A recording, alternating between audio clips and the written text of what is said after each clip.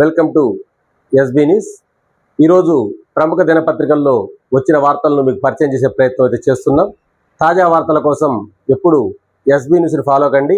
అలాగే మా ఇన్స్టాగ్రామ్ పేజీలో 35,000 వ్యూస్ ఆదరిస్తున్న ప్రతి ఒక్క వీక్షకుడికి మేము రుణపడి ఉంటామని తెలియజేస్తున్నాం. అలాగే ఫేస్బుక్లో మేము ఒక వార్త పెట్టినామంటే వెంటనే మంచి మంచి కామెంట్స్ ఇస్తూ మా ఛానల్ని ముందుకు తీసుకెళ్తున్న ప్రతి ఒక్క వీక్షకుడికి మేము రుణపడి ఉంటాం. అదే స్ఫూర్తిని కొనసాగిస్తామని మేము హామీ ఇస్తున్నాం. ఒకసారి ఈరోజు ప్రముఖ దినపత్రిక నవ తెలంగాణలో వచ్చిన విషయాలు చూద్దాం. నేపాల్లో వరద బీభత్సం అంటూ ప్రముఖంగా వార్త ఇక్కడ రాశారమ్మ. 100 మందికి పైగా మృతి, 750 మంది గల్లంతు అంటూ ప్రముఖంగా వార్త రాసిండ్రు. వీరిలో 105 మంది భారతీయులు ఉన్నారట. ఉత్తర నేపాల్లో ఉగ్రరూపం దాల్చిన బోటే కోషి నది, వంతెనలు, రహదారులు, ప్రాజెక్టులు ధ్వంసం, సహాయక చర్యలు ముమ్మరం అంటూ ఇచ్చారు. ఇక్కడ ఎంత పెద్దదో చూడండి, 100 మందికి పైగా మృతి చెందారట. అసలు 105 మంది భారతీయులు గల్లంతైన వారిలో మృతి చెందిన వాళ్ళలో ఉన్నట్టుగా ఇచ్చారు. ఒకసారి ప్రముఖం చదువుదాం. నేపాల్లో ఆకస్మిక వరదలు పెను విధ్వంసాన్ని సృష్టించాయి. టిబెట్ సరిహద్దుల్లో ఉద్భవించిన ఈ మెరుపు వరదల్లో చిక్కుకొని ఇప్పటికి 95 మంది ప్రాణాలు కోల్పోయారు. సుమారు 500 మంది గల్లంతయ్యారు. గల్లంతైన వారిలో 105 మంది భారతీయులు ఉన్నట్లు అధికారులు వెల్లడించారు. అంటే 105 మంది భారతీయులు నేపాల్లో కొట్టుకోవడం జరిగింది. చాలా బాధాకరమైన విషయం. ఇలాంటి వరదలు ప్రకృతి కూడా శాపంగా చెప్పవచ్చు. కొండ చర్యలు విరిగిపట్టడంతో శాటిలైట్ చిత్రాల ద్వారా గుర్తించినట్టుగా అధికారులు ఇచ్చారు. అలాగే నెక్స్ట్, ఆత్మనిర్భర్ ముసుగులో మోడీ సర్కార్ మరో అడుగు, క్షిపణులకు ప్రైవేటీకరణ బాట. ప్రైవేటీకరణ, అసలు ప్రైవేటీకరణ ఎందుకు చేస్తున్నారు అన్నది ఒకసారి ఆలోచించుకోవాలి. ప్రైవేటీకరణకు వ్యతిరేకంగా ప్రభుత్వ సంస్థలు ఉండాలని ఒకవైపు, లేదు ప్రైవేటీకరణ ఉంటేనే ప్రజెంట్ ట్రాన్స్పరెన్సీ పెరిగిద్దని మరొక వైపు కూడా చర్చ జరుగుతుంది. అది మనకు అనవసరం విషయం. రక్షక రంగంలో కేంద్రం భారీ ద్వారాలు, అస్త్ర ప్రళయ తరహాలో ప్రైవేటీకరణకు పెద్దపీట, బీపీఎల్ కు పోటీ, వేల కోట్ల రక్షణ మార్కెట్పై కార్పొరేట్ల కన్ను. అంటే ఇప్పుడు దాకా రక్షణ రంగం ఎప్పుడు కూడా ప్రభుత్వ పరంగా ఉండేది. దాన్ని కూడా ప్రైవేటీకరణ చేసే బాటగా మోడీ సర్కార్ అడుగులు వేస్తుందంటూ ఇక్కడ నవ తెలంగాణ ప్రముఖంగా ప్రచురించడం జరిగిందన్నట్టు. అంటే ఇక్కడ చూడండి, అదాని అంబానీ అంటే వాళ్ళు మరి అంతే కదా, ఎవరు డబ్బు ఉంటే వాడు. ఇప్పుడు మనం పక్కన కూడా చూస్తున్నాం కదా, చిన్న చిన్న కాంట్రాక్టర్లు, బీటీపీఎస్ పక్కన బీటీపీఎస్ కానీ, కేటీపీఎస్ కానీ, విద్యుత్ సౌదాలో కానీ గతంలో చిన్న చిన్న ఉద్యోగులు చిన్న కాంట్రాక్టర్లు పనిచేసేటోళ్ళు, లోకల్లో ఉన్న వాళ్ళకు ఉపాధి దొరికేది అన్నట్టు. ఇప్పుడు ఏం చేశారు, బడాబాబులు గొప్ప చెప్పారు అన్నట్టు. అంటే చిన్న చిన్న కోడి పిల్లల్ని కాదని గద్ద పిల్లలు గొప్ప చెప్పడం అన్నట్టు. అప్పుడు ఏమవుతారు, కోడి పిల్లలని చచ్చిపోతాయి, గద్ద పిల్లలు రాజ్యం వెళ్తాయి అన్నట్టు. ఇంకా అట్లుంది. ఎవడైనా సరే ఎక్కడైనా తుదిగా నష్టపోయేది ఎవరంటే పేదవర్గమే. వాడు ఎస్సీ కానీ, ఎస్టీ కానీ, బీసీ కానీ, ఓసీ కానీ, పేదవర్గం మాత్రమే నాశనం అయింది. మార్పు ఎప్పుడు కూడా పేదోడి పతనం నుంచే ప్రారంభమైంది అనడానికి ఇది ఉదాహరణ అన్నట్టు. ఎప్పుడు కూడా పేదోడి పతనం మీద, పేదోడి రక్తం మీద మాత్రమే పెద్ద పెద్ద నిర్మాణాలు అవుతాయి. ఎప్పుడైతే కార్మికులు, కర్షకులు వీళ్ళు ఎప్పుడైతే మంచిగా ఉంటారో అప్పుడు ఇట్లాంటి పనులు ఉండవన్నట్టు. ముంచుకొస్తున్న అప్పు సంక్షోభం, ఇంధన ముప్పు ముగియలేదు, ద్రవ్యోల్బణం, అప్పులతో ఒత్తిడి, పడకేస్తున్న ప్రపంచ ఆర్థిక వ్యవస్థ అంటూ ఐఎంఎఫ్డి క్రిస్టాలినా జార్జివా తీవ్ర ఆందోళన వ్యక్తం చేసిందని కూడా ఇచ్చారు. అలాగే స్థానిక సమస్యలపై పోరుబాట, 31న తహసీల్దార్ కార్యాలయం ఎదుట ధర్నా అంటూ సిపిఐఎం రాష్ట్ర కార్యదర్శి జాన్ వెస్లీ పిలుపునిచ్చారు. పెద్ద ఎత్తున ఉద్యమాలు చేపట్టాలని కార్యకర్తలకు పిలుపునిచ్చారు. అంటే ఇక్కడ స్థానికంగా ఉండే సమస్యలు అంటే లైట్లు కావచ్చు, రహదారులు కావచ్చు, ఇంకా చిన్న చిన్న డ్రైనేజీ విషయాలు కావచ్చు, లేదా శానిటేషన్ విషయాలు కావచ్చు, అంటే మీ స్థానికంగా ఏ సమస్యలు అయితే ఉన్నాయో ఆ సమస్యలను పరిష్కరించాలంటూ తహసీల్దార్ కార్యాలయాన్ని ముట్టడించాలంటూ సిపిఎం పార్టీ ఈ నెల 31న పిలుపునియడం జరిగిందన్నట్టు. సెప్టెంబర్ 1 నుండి 10వ తేదీలోపు పంచాయతీల్లో నిరసనలు చెప్పాలని కూడా పిలుపునిచ్చారు. పెద్ద ఎత్తున ఉద్యమాలు చేపట్టాలని కార్యకర్తలకు పిలుపునిచ్చారు. భారతదేశానికి స్వాతంత్రం వచ్చి 80 సంవత్సరాలైనా ఇంకా అడుక్కోవడం మాత్రం భారతదేశంలో పోలేదన్నట్టు. ఎందుకు పోలేదంటే విద్యకు పేద ప్రజలు దూరంగా ఉండటమే.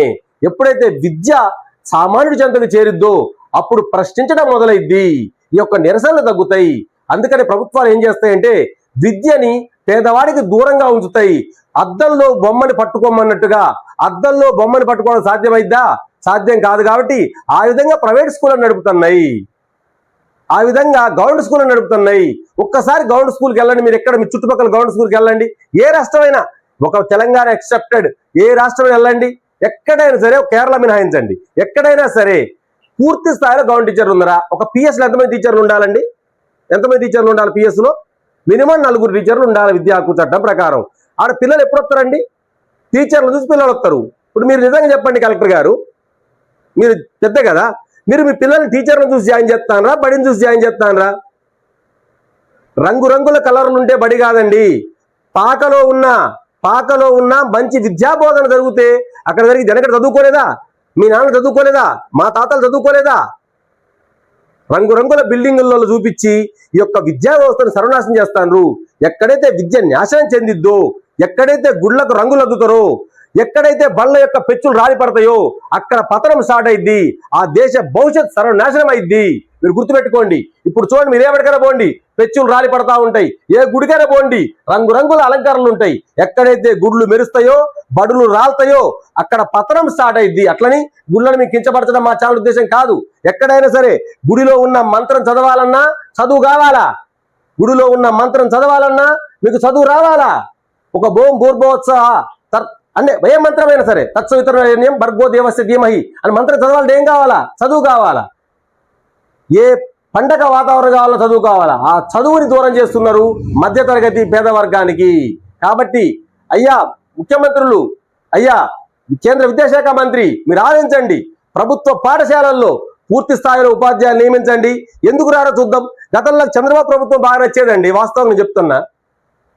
ఎందుకంటే ప్రతి స్కూల్లో విద్యా వాలంటీర్ వ్యవస్థను తీసుకొచ్చిండు. 15,000 20,000 ఇచ్చేటోడు. ప్రతి స్కూల్ 3 ఉంటోళ్ళు. అప్పుడు వేయండి, ప్రైవేట్ స్కూల్స్ వేయండి. అప్పుడు తర్వాత వచ్చిన ముఖ్యమంత్రులు వాళ్ళ స్వార్థాని కోసం ఫీజు రియంబర్స్మెంట్ అని పెట్టి, అది పెట్టి ఇది పెట్టి విద్యా వ్యవస్థని సర్వనాశనం చేసి పడేశారయ్యా. పేదోడికి మాత్రం విద్యని పేరుకు మాత్రం పట్టాలు ఇచ్చారు, ఒక్కదాని స్కిల్ లేవు. అదంటేనే మళ్ళీ ధర్నాలు చేస్తాను. తప్పేవరిది? ప్రభుత్వానికి, పిల్లలది కాదు, అది ప్రభుత్వానికి 100%. ఇక ఇది కామనేలేండి, ఇప్పుడే చెప్పినాం కదా. పేదోడి ఆరోగ్యంపై చిన్న చూపు, పేరుకే ప్రపంచ స్థాయి వైద్యం, సామాన్యుడికి అందని చికిత్స. పేరుకే ఉట్టి మాటలు ఇవన్నీ. ఏ గవర్నమెంట్ ఆసుపత్రి పారాసిటమాల్ టాబ్లెట్ తప్ప ఎందుకు సాగు? ఏదొచ్చినా, క్యాన్సర్ వచ్చిన వాడికి అదే మందు, జలుబు వచ్చినా అదే మందు. మరి కార్పొరేట్ వైద్యం అయితే ఆ రేవంత్ రెడ్డి గారికి బాగాలేకపోతే ఎటు పట్టకపోవాలండి? పక్కన పిహెచ్సి తీసుకెళ్ళొచ్చు కదా. ఆ కేసీఆర్కి బాగాలేకపోతే పక్కన పిహెచ్సి తీసుకెళ్ళొచ్చు కదా. ఆ జాన్ వెస్లీ గారికి బాగాలేకపోతే పక్కన పిహెచ్సి తీసుకెళ్ళొచ్చు కదా. పోనీ ఇంకొకరికి బాగాలేదు అంటే కమ్యూనిస్టులు పోతారులేండి, పాప వాళ్ళకు ఉండవు కదా, తినడానికే భూమి సాగు కమ్యూనిస్ట్ పార్టీలకి. పాప వాళ్ళు ఏంటంటే ప్రజాక్షేత్రంలో ఉంటారు, నిరంతరం కష్టపడతా ఉంటారు. ఏ బూర్జువా పార్టీ అయినా సరే పోయిన రాండి, కిమ్స్లో చికిత్స పొందుతారు, ఇక్కడ చికిత్స పొందుతారు, పెద్ద కార్పొరేట్ హాస్పిటల్కి పోతారు. ఇలా వార్డు మెంబర్ కూడా పోని పరిస్థితి ప్రైవేటు గవర్నమెంట్ ఆసుపత్రులకి. పేరుకే ప్రపంచ స్థాయి వైద్యం, సామాన్యుడికి అందని చికిత్స అట. ప్రభుత్వ ఆసుపత్రిలో ఖర్చు 6,631, ప్రైవేట్లో 50,508. సర్కారు దవాఖానాల కొరతతో ప్రైవేటుకు వెళ్లాల్సిన పరిస్థితులు. సర్కారు దవాఖానాలు పేరుకి ఏర్పాటు చేశారు కానీ వైద్యులు నియమించాలి. ఇప్పుడు మా ప్రాంతంలో చూద్దాం, 3 హాస్పిటల్స్ పనిచేయాలి, 24 గంటల ఆసుపత్రిలో ఉండాలా. కానీ అక్కడ ఉన్నారా? ఒక్క డాక్టర్ వేశారు, ఆ రిటర్న్ రావాలా? ఆ మిత్రుడు, ఆ డాక్టర్ గారు రిటర్న్ వెళ్ళాలా? సారు ఒక పక్క పిరపాకలో, మా పిరపాక విషయం చెబుతాం, పిరపాక జ్ఞానంపేట కానీ, ఒక పక్క ప్రాథమిక ఆరోగ్య కేంద్రాలు చూసుకోవాలా, 2 హెల్త్ సెంటర్లు పెట్టుకోవాలా, మీటింగులు పెట్టుకోవాలా, ఆశా సెంటర్స్ నడుపుకోవాలా, ఏం నడుపుకోవాలా? ఒకడుంటే ఏంటో ఈ ప్రభుత్వం ఏందో ఇదేంటో. కుటుంబాలపై పెరుగుతున్న ఆర్థిక భారం, ప్రభుత్వ ఆరోగ్య వ్యయం జీడీపీలో కేవలం 1.43%. పార్లమెంటరీ కమిటీ 360 సిఫార్సు చేసిందట. మోడీ సర్కార్ పాలనలో ఆరోగ్య రంగానికి సుస్థి, ఆరోగ్య రంగానికే రోగం వచ్చిందట. ప్రజలు స్వయంగా భరిస్తున్న ఖర్చు 43%, 33% గవర్నమెంట్ భరించాలా, కానీ ఇక్కడ ప్రజలే భరిస్తారట. ఇక సాగర్ వద్ద జల వివాదం, కుడి కాలువ ద్వారా ఏపీ అధికారులు నీటి విడుదల, కృష్ణా బోర్డు అనుమతులు లేవన్న తెలంగాణ అధికారులు, ఎడమ కాలువ ద్వారా నీటిని విడుదల చేసిన తెలంగాణ అధికారులు. నీటి పంపకాల విషయంలో ఎటు తేల్చారు కృష్ణా బోర్డు, తేల్చారు రైతులది కదా, తేల్చర్లేండి. ఎట తేల్తెట్ట రైతులు బాగుపడరా? అస్సలు సత్తే తేల్చరు. రైతులు బాగుపడే విషయం మీద ప్రభుత్వాలు స్పందించవు, అసలు అసెంబ్లీలో చర్చే రాదు. మీరు ఎప్పుడైనా చూసుకోండి. అసలు నేను మధ్యన నాకు చిన్న డౌట్, అంటే ఉపాధ్యాయులందరూ కూడా మాకు ఫంక్షన్, అంటే ఉద్యోగ రంగాలందరూ మాకు ఫంక్షన్ కావాలంటారు. వాళ్ళ తప్పు నాకు ఎక్కడ కనిపించాలా? ఏమో ఒక్కసారి ఎమ్మెల్యే గెలిస్తే మీరు చచ్చిపోయేదాకా మీరు ఫంక్షన్లు రాసుకున్నారా? ఎమ్మెల్సీ గెలిస్తే ఒక 50 సంవత్సరాలు చేసిన ఉపాధ్యాయుడికి, ఒక 40 సంవత్సరాలు చేసిన ఒక ఉద్యోగికి ఎందుకు ఫంక్షన్ ఇరా మీరు? అంటే మీరు ఒక్కరోజు ఎమ్మెల్యే గెలిస్తే నెక్స్ట్ రోజు ప్రభుత్వం పడిపోయినా మీరు ఎమ్మెల్యే గెలిస్తే మీరు చచ్చిపోయేదాకా మీ పిల్లలకు పెన్షన్ వస్తుంది, మీకు పెన్షన్ వస్తుంది, మీకు వైద్య సదుపాయాలు ఉంటాయి, అన్ని అలవెన్సులు వస్తాయి. మీరు ఏం సేవ చేశారా ప్రభుత్వానికి? నేను తెలియగలుగుతున్నా, రాజకీయ నాయకులారా మిమ్మల్ని అడుగుతున్నా. ఒక టీచర్ కంటే ఎక్కువ సేవ చేశారా? ఒక ఆర్టీసీ డ్రైవర్ కంటే ఎక్కువ సేవ చేశారా? ఒక కార్మికుడి కంటే ఎక్కువ చేశారా? ఒక కొండలెక్కే కర్షకుడి కంటే ఎక్కువ చేశారా? ఒక మిలిటరీ ఆర్మీ కంటే ఎక్కువ చేశారా? ఎవరి కోసం ఎక్కువ చేశారా మీరు రాజకీయ నాయకులు? ఎవరికంటే ఎక్కువ చేశారు మీరు రాజకీయ నాయకులు? చెప్పండి. మీరు ఆర్మీలో యుద్ధం చేశారా? బోర్డర్లో పడుకున్నారా? వాళ్ళకి పెన్షన్ ఇచ్చే కాడ 100 రకాల వంకలు చెప్తారా? మీరు మాత్రం భారత రాజ్యాంగం ఇష్టొచ్చిన మీకు పెన్షన్లో రాసుకుంటారా? మీకెందుకు ఆ పెన్షన్?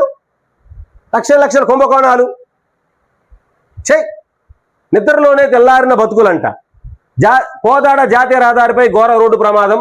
కంటైనర్ లారీని ఢీకొట్టిన ప్రైవేట్ ట్రావెల్ బస్సు. 6 మృతి, 14 మందికి తీవ్ర గాయాలు, నుజ్జునుజ్జైన మృతదేహాలు. కోదాడ మండలం ద్వారకుంట వద్ద ఘటన. రోడ్డు డివైడర్ ఢీకొట్టిన ఆ ఐరన్ రాడ్ కంటైనర్ ఎదురుగా వస్తున్న బస్సు బలంగా ఢీకొట్టడంతో 6 ప్రయాణికులు మృతి చెందారట, 14 మంది గాయపడ్డారట. పాప ఎటు బయలుదేరిన బిడ్డలు పాప ఎక్కడో. సూర్యాపేట జిల్లా కోదాడ మండలం ద్వారకుంట వద్ద ఘోర రోడ్డు ప్రమాదం జరిగింది. ముఖ్యమంత్రి రేవంత్ రెడ్డి కూడా దిగ్భ్రాంతి వ్యక్తం చేశాడు. అలాగే కేటీఆర్ కూడా విచారం వ్యక్తం చేసి రాశారు. రోడ్డు ప్రమాదాలు, నా బిడ్డలు, నా తెలంగాణ ఆంధ్ర బిడ్డలు, భారతదేశ బిడ్డలు మృతి చెందడం చాలా బాధ అనిపిస్తుంది. ఎందుకంటే లక్షల రూపాయలు ప్రభుత్వానికి ట్యాక్స్ కడుతున్నాం. లక్షల రూపాయలు ఒక బండి రోడ్డు ఎక్కాలంటే రోడ్డు ట్యాక్స్ కట్టి వెళ్తున్నాం. ఒక బండి రోడ్డు ఎక్కడ కనీసం ఇక్కడ నుంచి మనం ఒక ఖమ్మం వెళ్ళాలంటే ఒక 20 చోట్ల పోలీసులు కేసులు రాస్తాన్నారు, ఒక 4 చోట్ల ఆర్టీఓలు కేసులు రాస్తారు, ఒక 2-3 చోట్ల రకరకాల చెక్ పోస్టులు ఉన్నాయి, నెక్స్ట్ టోల్ ప్లాజాలు ఉన్నాయి. ఇంత డబ్బులు వసూలు చేసిన ప్రభుత్వాలు ఆ రోడ్ల మీద గుంటలు ఎందుకు ఏర్పాటు చేస్తున్నారు? ఆ గుంటలు పెట్టిన వాళ్ళని ఎందుకు కేసులు రాయరు?